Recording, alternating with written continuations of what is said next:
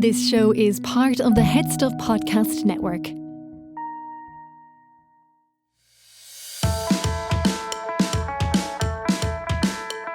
Hi, I'm Niamh Kavanagh. And I'm Gerard Farrelly. And you're listening to Agony Rants. Welcome, listener, to the show where a Eurovision winner and a comedian solve your problems, heal your life, fix your world, change your Monday, solve your problems. Amazing. Yeah, Niamh, well done. Thank you. Yeah. Did I say we got amazing? It out there. Yeah. Yeah. It was, I think that was a very good intro. I do think that the listener, we are off to a good start with this episode. Yeah, because, you know, professionalism is important to us. Well, it's important. Yeah, it is. Yeah. I mean, maybe not in this podcast, but in general. Do you have lots of prep done for this Yes, episode, Niamh? of Yeah, course. of course you do. Look, Good. Professional. I've got it written here. Professional. Niamh, how have you been? I mean, I at least read the problems. Anyway. Do you know, I'm going to be honest.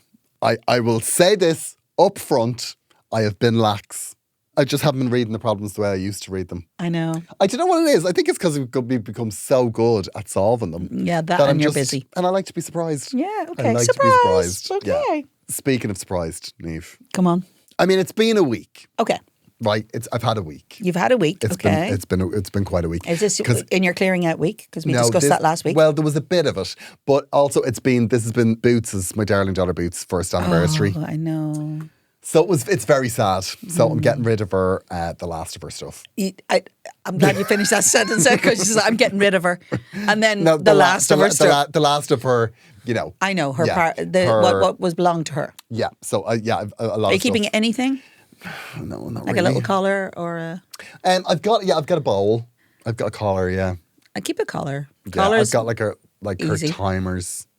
Okay, you're keeping a lot. Yeah, I'm keeping her bell that she used to ring. Okay, so such a lot. She used to be like, I want a fucking treat. Are you keeping the wind chimes that I got you with the cat? Oh no, the wind chimes, they're permanent, Niamh. Are they though? Yeah, they're stunning. Are you going to bring them with you when you move? Yeah. Oh yeah, Niamh. Oh no, I love those wind chimes. They're very important to me. So it's been I'm having a week as well. Okay, go on then. Very down. That's very difficult. Very down, Niamh. I know, because you're thinking about her a lot. Yeah, I'm thinking about getting a new cat. Okay. Well, it's important that you heal and recover. Very true. Yeah. So when I die, how long will it take you to replace me? I mean, no, I'm not replacing you, Niamh, because you only make that mistake once. What's important is you learn from your mistakes. Yeah, but you can't quit me. You can't quit me. I'm having a look. Okay. I'm thinking I might get a new cat, like for maybe my birthday or Christmas, between my birthday and Christmas. Yeah, okay, that makes sense. Because when are you going to move? I don't know. Ish? Okay. Like between my birthday and Christmas. Right. So, but I like the idea of being on a ferry with like a cat under my jacket looking out over the sea. As part of your new journey. So you're not totally alone. As part of my movement journey. So you're not totally alone when you go over. Or you could just wait till you get your new place and figure out how you're going to live in it and then put a cat in it. Yeah, I mean, that would be the sensible thing to do, but like... But then you'll feel less lonely, I suppose, if you land in and a cat's in the way of everything. I've got a kitten. I mean, it'll be probably 2 or 3 kittens. And then they'll get lost because you'll have forgotten to lock a door. Don't even. Oh my God.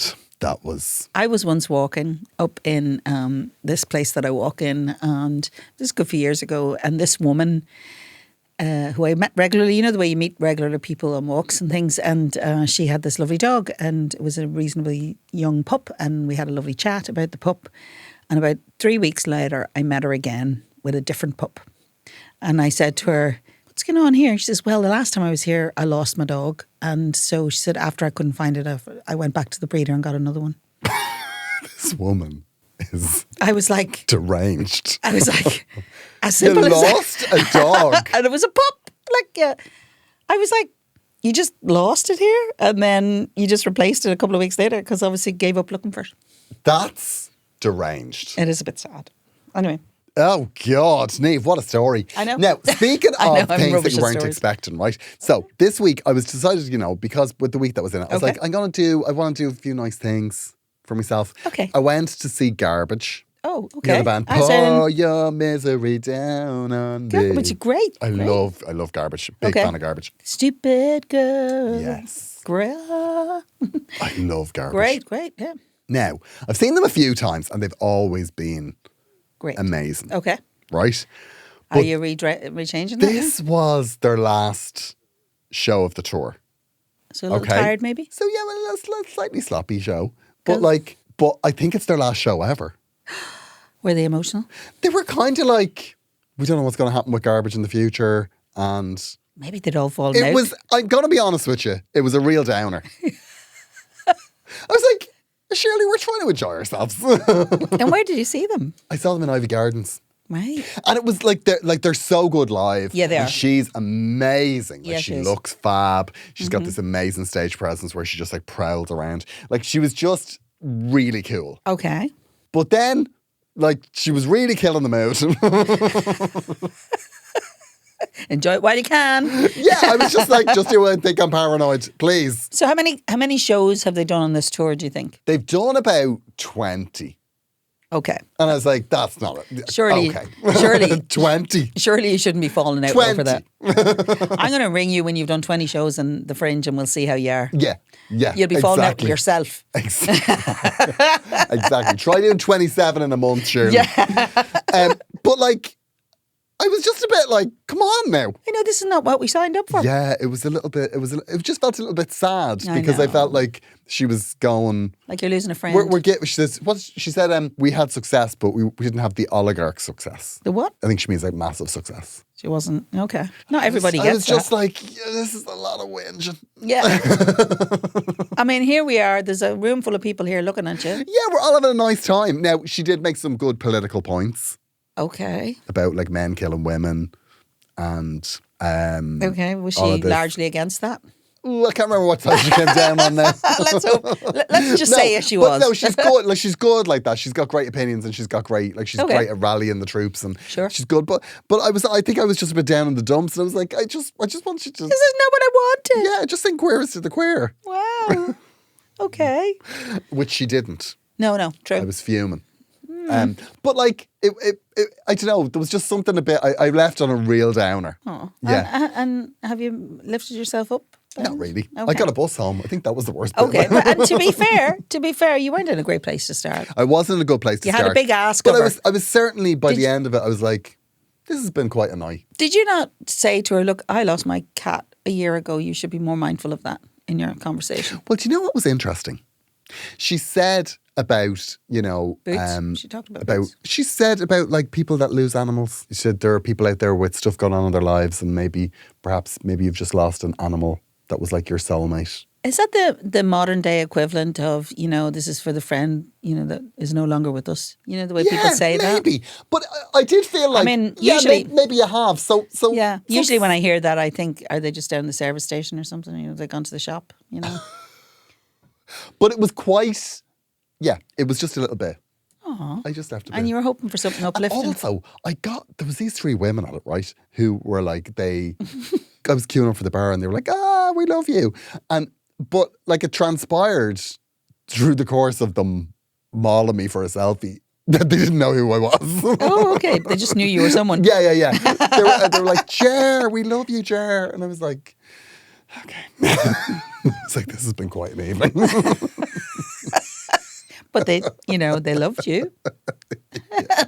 Does it matter if they didn't know your name? I suppose no. No.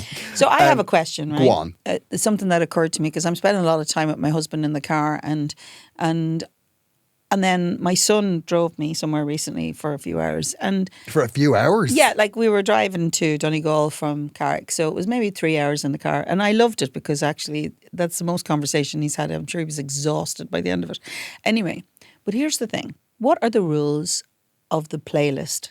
You see, if you're in a contained space like that, who gets to select Okay, the playlist? this is interesting. Now, I think Because I think it's a valid thing. the driver The driver gets to select. chooses the music. Okay, good. And an act of generosity is the driver picking music for the passenger. Okay. Because I had that recently. As in you received an act of generosity I did. or you I did. selected it? I was down in Kerry. I was doing shows, like I was doing previews of my new show. I was Yes. doing them for Kerry Comedy Club. So I was Okay. doing Tralee and Dingle. Okay, fabulous. I really enjoyed it actually. Yeah. A lovely time. And Fred Cook, who was driving me, Lovely fella. He runs Kerry Comedy Club, him and his wife Julie, and he was driving me from one place to the other, and he made a playlist for me of all the songs he knows I like. Oh, bless. Yeah, and I was just like, now this is excellent. You see? Yeah, that's an excellent act of friendship. So he had like Independent Love Song, one of my favourite songs. Yes. I love that. Why don't you sing that? I didn't know I had to, but I will now. Yeah, do. Okay. You should sing that. And there was something else that I was like, oh, I'm going to you make should that sing note this. now. Okay. Independent Love Song and it'll come back to me. There was Okay. another song that came into my head. I was like, oh, Niamh should sing that. Okay. Oh, he also had like Rain or Shine by Five Star. God, I love that song. Rain or shine, you'll always be one in a million. Oh my God, I loved Five Star. When I was a They were child, I was special. like, I should have been in Five Star. I'll be honest, the lead singer always looked a little bit scary. Yeah, she truly She is looked- terrifying. she looked like- Yeah. If you follow her on Instagram now, I mean, she will chill your blood. Okay. Yeah. So my instincts were correct then. Yeah, exactly. Okay, I feel better about that Exactly, now. Niamh. Yeah. But, so what way did it work with the playlist in your car? Well, the problem is obviously with the driver selecting, and unfortunately, I was the passenger both times. So, Oh, yeah, that's fair enough. which was fine, and it was take what you interesting get. for my son because then you kind of say, okay, what do we align here at all? And I was very pleased because I liked a lot of the music he was playing. What does he play? Well, I spent my whole time Shazamming and doing all sorts of stuff because there was a lot of modern stuff, And normally I'm very good about that, but I've been a bit disconnected from it lately. And but he played a lot of classic stuff, and he likes a bit of soul and a little bit of R&B and stuff like that. So that's kind of nice.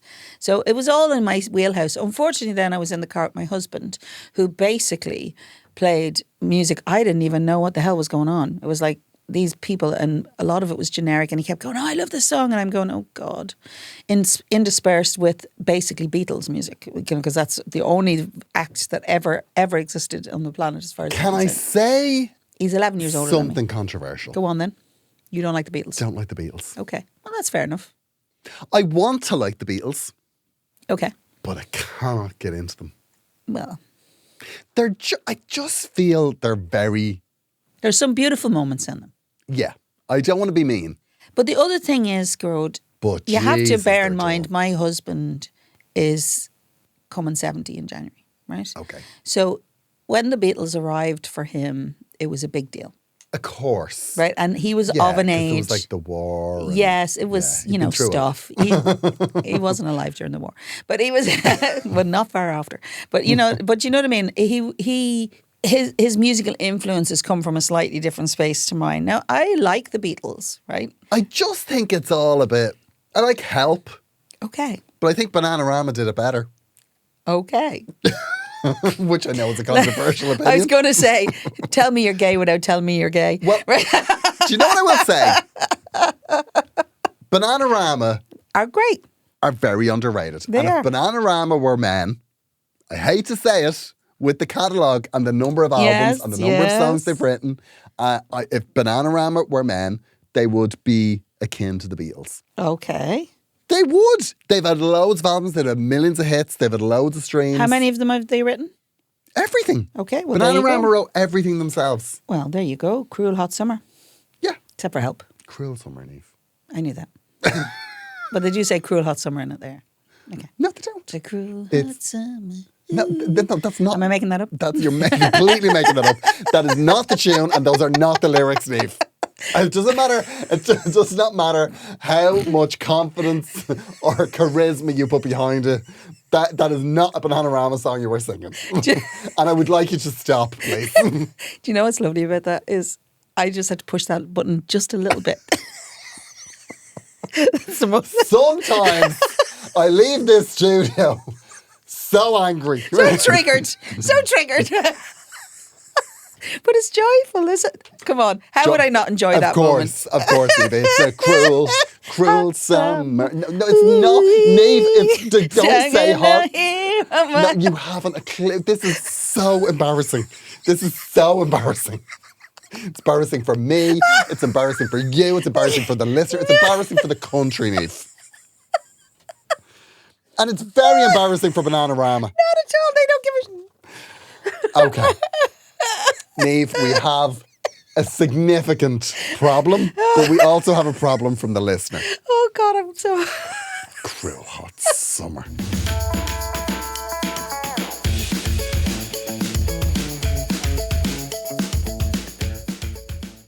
Dear Niamh and Carode, Oh, Jesus. before anything else, I just want to say I think ye are brilliant. I listen every week walking the dog, and more than once I've looked like an absolute lunatic laughing to myself. You also have got me through a fairly rotten few months, so thanks for that. Oh, lovely. I'm a gay man in my late 30s and my dad died just before Christmas. Oh, I'm so sorry. Oh my Have we done this gosh. before? No, I don't think so. Oh, okay. We had a good relationship for the most part, and I'm still really struggling with it, if I'm honest. I'm sorry to hear that. That's awful. I'm so Yeah. sorry. Ray, is it? Yeah. Oh, Ray, I'm so sorry. I hope he doesn't want us not to say his name. Sometimes you I'm leave so it. sorry, Ray. I feel this has been a very inconsiderate start. Unfortunately, I'm starting from a very high level of hilarity. You're going through a lot, I know. right? And I'm sorry. We're for that. really sorry for that. She isn't my mom. She married my dad when I was already an adult, and we've never really got on. She's very religious. Oh, here we go. Okay. Oh.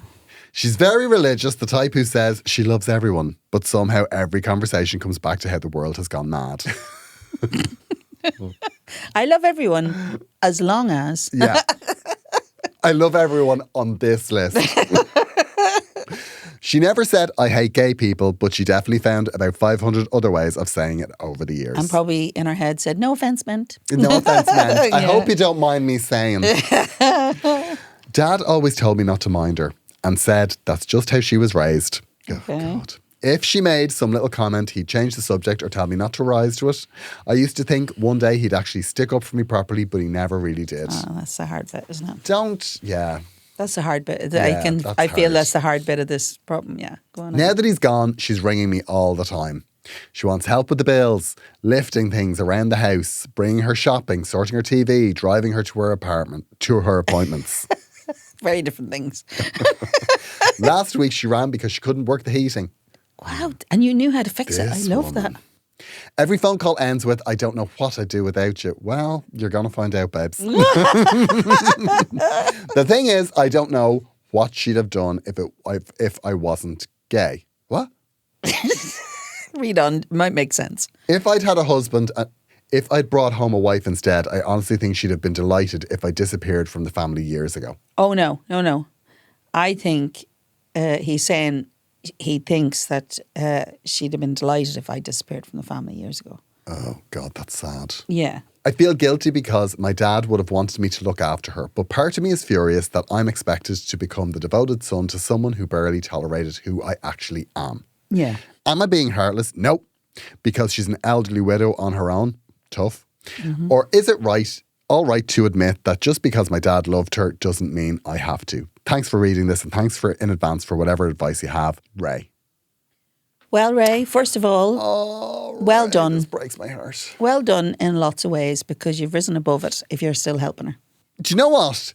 Yes. And I think you have to understand that I think you're doing this for your dad. Yes. And I totally understand that. And sometimes when you marry into a family, or if you're part of someone who's not exactly part of your family, but is your family, because technically she is, right? She's married into it. You know, in some ways, you sometimes have to kind of bite the bullet a little bit and just get on with it. Find a way, some common ground, get some boundaries in. Don't run every time she rings. She'll probably limit it a bit more. You know, don't be overly trying to fix it. I think the sad thing for me in this is that you felt he never stuck up for you. Yeah, that's hard. That must have been really hard, Ray. And I just wish you were here so I could give you a big hug for that. Because the chances are your dad didn't see any real problem in that, but you were hurting from that. Because it's not so much her stuff, because we all come across people like that, you know, who are not very understanding of who you are as a person. But Yeah. I'll be honest with you, the fact that you feel that your dad didn't really stick up for you. Now, I will say this. Did she make your dad happy? Well, as much as she can make anyone happy, really. I know. Do you know what I will say? But you know what I mean? It's a gift that if she made your dad happy, that's a gift. Yes. That's a gift. Yes, And so okay. use that as your space. Don't run to everything that she asks you to do. No. Don't run to do that. That's the first thing. Put boundaries in and separate her out as this person that you're looking after, but you know the person you go into and they talk the most rubbish, and you work around them. I know, and the temptation is always going to be to put ice cubes at the top of the stairs, but don't do that. Yeah, either. no, don't do that. Like, I think, right, what you have to take from this is when your dad says don't rise to it, right? I think there is particularly Irish men, there is a reluctance, there is a safety catch, there is all of these things. And I think your dad saying don't rise to it is a manifestation of much more. Meaning? I mean that was him really advocating for you, but maybe not saying it right.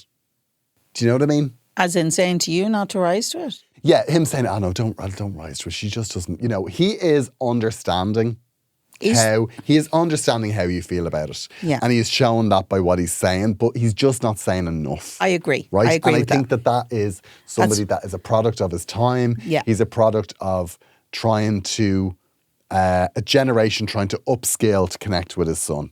Yeah, and to be fair, that's really clever what you said there, because it is true. Oh, I'm so smart. It is true. Very, very Yeah. true. But the other thing you got to remember is he married this woman. He married and he an cared her. bitch. He cared. No, she's not. She's just.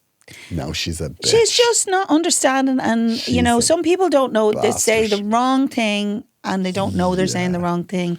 They think they're being all these She things. needs to be told. No, stop now. Yeah, he could spray it on her wall maybe. Yeah, he could. But, it's not necessary, Ray, because actually your dad's caught between somebody he married, so he cared enough to marry her, and his beloved son. So the one thing I would say, he truly loved you, and he was accepting of who you are, and he understood that maybe she wasn't able to do the same. But perhaps what happens, and I think a lot of old school people, they have, if it's between a couple, they don't fight in front of you. He may have had words with her behind. I agree, actually. It's much more likely, because my father, his whole life, even though he might not have agreed with my mum if she was telling us off, he had words with her away from us. He never would have spoken about it in front of us. Of course. And, you only knew that had happened because something would change in her behaviour or something, and right? He also would never tell you that he had words with her, because that generation would be very much seen that as a betrayal. Disloyal. Yeah, disloyal. Yeah. So you don't know, and you probably never will know how much your father advocated for you. But I think it is safe to assume, based on what he said, that maybe he did. Yeah. And I know that he probably didn't do enough, and that makes you sad. But I feel like don't wallow in that. So there's two things you can do here, right? You can either confront her and have a conversation with her and say, where are you on who I am and how I live my life? You could have that conversation. Now, I'm not saying confronting, that's the wrong word. But you could have a conversation if you're in a nice place with her one day and say, look, it's not always been easy because I feel that maybe you don't understand my life and my choices. And maybe see if you can have an actual conversation with her with that and clear that out of the way. Because you might find she just doesn't know how to express herself. She also might show who she is. And then that actually gives you much more freedom to go, you know what? Yeah. I don't need to be here fixing these things for you if that's how you feel. Now, I don't do well in situations like that. So my reaction would be, and this might not be the right one, would be that if she says something, I would say... Take the head off her. I'd lift her out of it. Yeah. I would say, one more of them and you'll be fixing your heating yourself. Or... I don't care what you think, but you keep it to yourself. But some people are not good for confrontation. Oh, I'm great at it. I know you're amazing. I know you actively look for it. Nave. Actively. Oh, do you know what? I was on Ryanair during the week. You don't have to say another thing. I was on Ryanair during the week. My bag fits under the seat. Oh, no. That's what I would say. Okay. It's a small backpack, right? It's a small backpack. Did they charge you for it? They charged me €60. Why? Because they said it wouldn't fit. And did you put it into the and machine? They put me into the machine, and to be fair, it didn't fit. Okay. But also, I didn't push, right? I didn't. I just went. Because I was really embarrassed because the queue was there, and I was like, oh my God, I'm so embarrassed. So I just paid the £60, and he was like, would you mind paying the £60? And I was like, mind? Of course I mind. But you did it anyway. But I did. Of course I did. Then this little old lady, like I'd say she was late 70s. Right? Okay. She had little granny perm and everything. And she came up behind. She came up behind me, right? And he said, ma'am, you're going to have to put your bag in to try it. To say that woman battered her bag. She punched her bag into, and she made it fit, and she got away with it. There you go. And I was just like, There's a life lesson. Legend. That's a life lesson. Absolute legend. You're just so rich you can afford to do that. No, God, I was so embarrassed. It was so embarrassing. But anyway, that's not actually relative that's not to going to what's help going on Ray. with Ray. That's not going to help Ray. Okay. But what I would say is, this is an amalgamation of loads of things she said. Yeah. So the next time she says something, just say, sorry, I'm under no obligation to you at all. Like, my father passed away. My father loved you for sure. But I'm under no obligation. Now, I will continue to look after you and help you. But this is completely inappropriate. Yeah, you need to readdress that. Yeah, rein it in, bitch. Yeah, well, inside voice for that bit. Okay. But, you know, I get it. Some people are not good at that confrontation. And if you haven't dealt with it before now, Ray, you'll probably feel a little bit awkward saying that to her. Poor Ray. But, you know, I think, to be fair, there's an easy way to say it and say, do you understand what you're saying when you say that? Do you understand how you're hurting me? I think that's actually a really nice thing. FaceTime, Neve. Or, you know what you could say?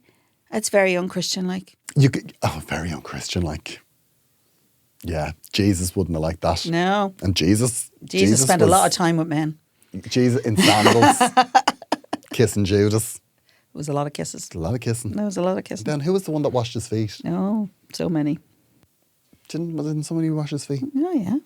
Peter, wasn't it Peter? Or was it, was that the Last Supper anyway, probably? Yeah, somebody, yeah. No, I'll be honest with you. As much as I love my friends, if one of my friends says I want to wash your feet, I'll be like, oh, you're would grand. be like, listen, absolutely don't not. you be worrying about that now. That's weird.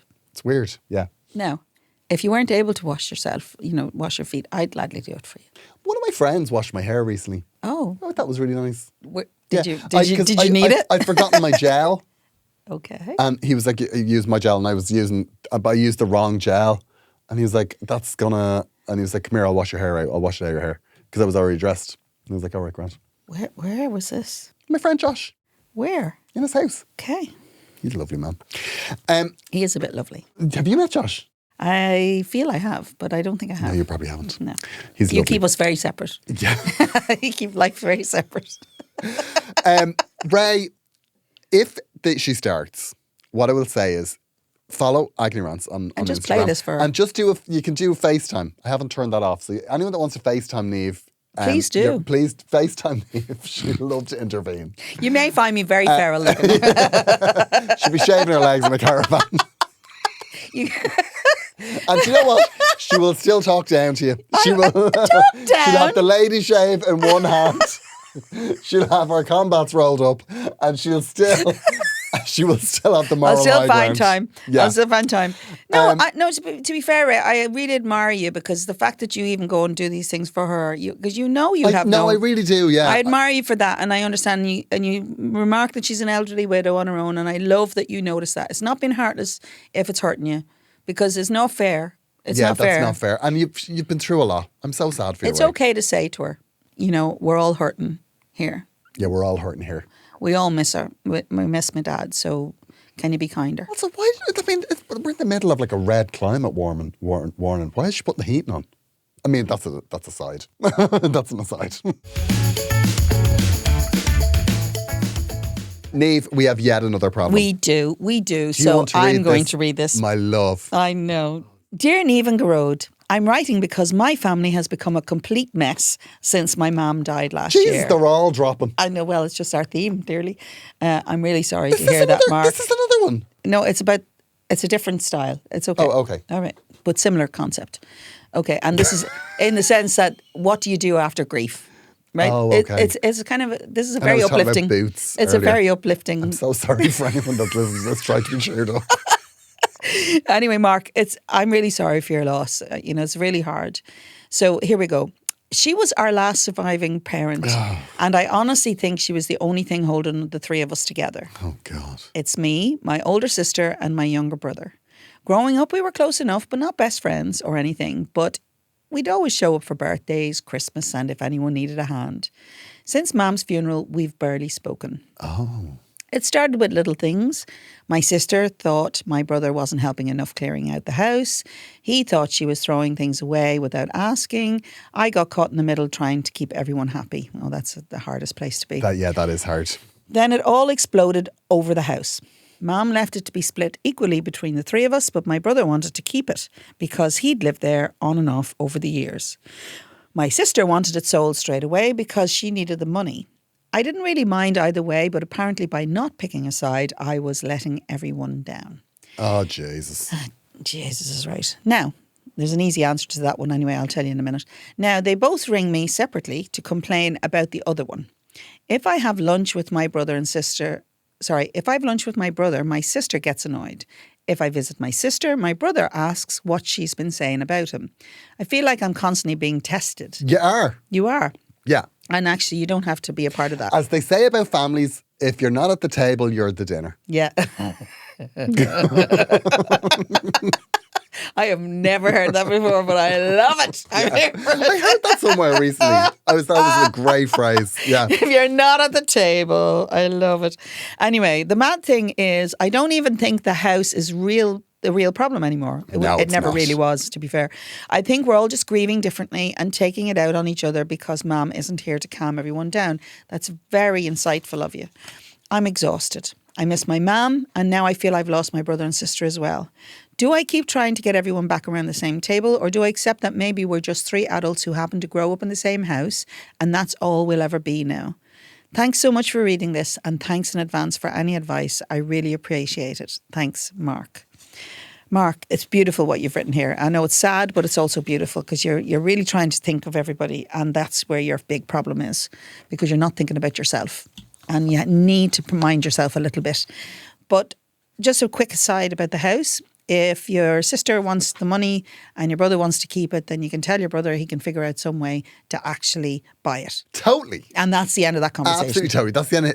That's the end. Yeah. So that's the practicality of that. You were also in the house over the years. Okay. So in other words, brother, would you like to buy the house? Okay, figure out what the market price is, a fair market price, and get him to sort out a mortgage first to buy it. And then that takes that out of the equation. And your sister gets her money, and then that's the end of that. Yeah. The problem here, Mark, is you're trying to be all things to all people, and it never works. No. Right? And you have to mind yourself. You are grieving the same as them. Now, I will say this. I love the question, and I think most people find themselves in this situation. Are we going to be just three adults that happen to grow up together? It's possible it might be that, but I personally feel that this is just this section. How people deal with it is always very difficult because grieving is very personal. Well, somebody told me this a while ago, right? Yeah. Somebody who lost a parent, and they were like, they heard from somebody told them. Yeah. They were saying that when you lose your last parent, yes, that siblings tend to become a little bit allergic to each other. Well, because you're all going through the same thing, but you're all going through it in your own way. Because you had a different relationship with the mother and father. Kind of triggering each other. Yeah. By being around each other. So you just become a little bit disparate. Yeah. And you just kind of don't necessarily want to see each other. Well, I think there's an element of, when the first parent dies, then the person who's left is the keeper of the flame. So they kind of keep that very general issue, whatever it is. And then, and then they're still the buffer between you and the next level, right? So once your parents are gone, first of all, you become an orphan. No, yeah. I don't care what age you are. Yeah. It's hard. It's hard. Yeah, it doesn't matter what age you are, you become an orphan. And also, you're the next generation. So you're next to die. Okay. And you don't. Okay. No, it's true. Okay. It's true. No, it might be years away. I'll stop you there, Niamh. I'll stop you there. I think it's true. Thank you. I think we've done enough now. We had dead cat, dead mother, dead father. And now it's like, and you're next. No, but it is. I would like to apologise to the listener. No, it's in the psyche when you lose your parents. Now, we're lucky. We both have our parents. We both have our parents. Right, but my husband does not have his parents, right? Okay. Both of them died. His father just died before when I met him. I didn't meet his father, but his mother died, 2001. So it's 15 years ago, right? 2011, sorry. 15 years ago. So when his mother died, it was like he lost not just his mother, but his father as well, because she was the keeper of the flame. Of course. So he became an orphan, and he was so surprised. Not because she was sick for a while, so that doesn't mean he wasn't grieving for her, but he was really shocked how it affected him. Oh, of course, but it's such a big change. It is. And so what's happening now is, but the admin of death still has to happen, right? And that's really hard, the admin of death. Yeah. And here's the thing. You and your brother and sister will find your own space. It might take time, but you have to mind yourself here. I'm so eager for you to do that. You can't please everybody. No. You're the safe space, and as long as you allow it, you will. But you know, seriously, you need to kind of go, actually, I'm really hurting here now. Do what you like with the house, you know. But also, you're also very entitled to go, would you two ever grow up? Yes. Like, yes. Stop. Like, this whole thing of coming to me to talk to me about the other one. Yeah. Like, just stop it. I'm not interested. Yeah. Like, or, I like, sometimes, I'm from a big family as well. There's 6. And I kind of don't really entertain that. Yeah. So people don't really talk to me about other people because they're not sure where I land. Yeah, I know what you mean. And that's by design. Do you know what I mean? I have no interest in bitching about each other. No, I agree. And the thing is, you know, all of you are very different animals. So, you know, I have 3 sisters, and you would think all 4 of us would be similar animals, and we're not really. We have similarities, but we're all unique people, and we all have our None own of them unique... have won Eurovisions. Yeah. Which I have to say, I find very disappointing. Disappointing. It's very disappointing. Not everybody can win it. Okay. Just because there's been millions of winners from Ireland doesn't mean... No, but look, here's the thing. Because you're all different people, you know, and your life experience is different and who your friends are different, but you have one thing in common. And I must admit, when I had my kids and they were growing up, I would say that they're friendly, but they're not necessarily best friends. But I always wanted them to know that this is the one person who is connected to you because you're family, right? Yeah. This is the person who's connected to you as family, who knows you in a different way, who knew you as young, you know, and there's very few people in your life like that. Well, there's very few people who you can, like those deep family memories, there's very few people who, A, you can talk to them about, to, or who have actually other memories of you that you might want to hear. Yeah. So it's a shame when if that falls apart, particularly over grief, because usually at a time, like if you fall out now, you're falling out at a time because people are saying things that in 10 years' time wouldn't bother you, or a couple of years ago wouldn't bother you. It's just that everything is all a little bit raw because of what you're going through. I know you say it's last year and it probably feels like it should be a natural time. And also I think people think automatically, oh, going to pull together. But you've all got to go through your grief. And everybody does it differently. They do. And the problem is sometimes that's upsetting to other people. It is. But particularly to people not going through grief, listen to this podcast. Yes, I know. They're exhausted. I know. And I can only apologise. No, but it can't all be problems about fun things. No, it's true. Hopefully that our next episode is loads of sex ones. Ray, Mark, if either of you have a sex problem that you want to write in, we would be more than happy. We'd put you to the top of the pile. Yeah. I don't think you've lost your brother and sister. No, I don't think so. I don't think so. I think you just need to take a step back and stop pleasing everybody. Yeah, and also I think you need to snap a bit. Yeah, they need to be a little afraid they're going to lose you. Yeah, you need to go, would you stop it? What are God you? almighty. Grow up is right. Do you ever feel like saying that to me? No, Niamh. If I was any more grown up, I'd be dead. Is that it? Because that's the feeling of vibe I get off you. No, Niamh. You're my best friend. Oh, really? No. I'm only messing. I just thought you needed to hear that.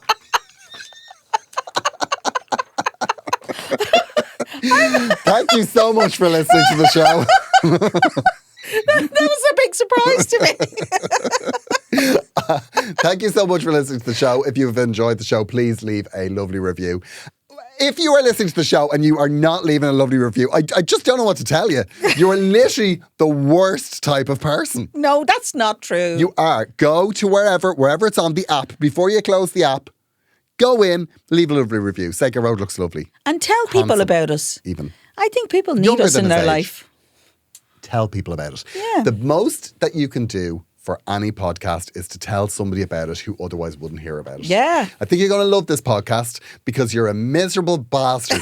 And this week, it's the perfect combination of joy and misery. Yeah, I know. So also agneyrants@gmail.com if you want to get in touch. I will be on tour from September until April. I'm so glad you brought that up. It will be GetRoadFriday.com is where you will find all of the tickets. In September, I will be in the Cork Opera House. Cork, come on. Come on, We're Cork. nearly sold. Come on. Are you It'd be nearly lovely. out? Well, yeah. Okay. There or thereabouts. Okay. Gloria and Ennis, very much not sold. Very much not sold. Ennis, Sheen come Satira. on. Sheen Satira and Kerry. Nace is sold out. Mm-hmm. I love that theatre. Newbridge is sold out, I think. Okay. Two great though. Olympia, a few tickets left. Amazing. So come on, GarageFriday.com. Come on. We'll be back on the free feed next Monday. Thank you so much for listening to the show. And in the meantime, stay safe. Stay safe. Stay safe out there, kids. I feel you should be wearing. Bye.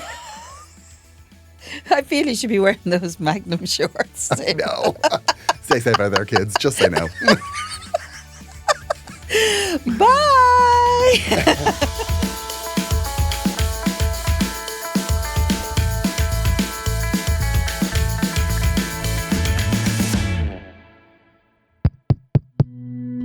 This show is part of the Head Stuff Podcast Network, a hub for the creative and the curious. Shows are produced in association with Head Stuff and the Podcast Studios Dublin. Find out more or become a member at headstuffpodcasts.com.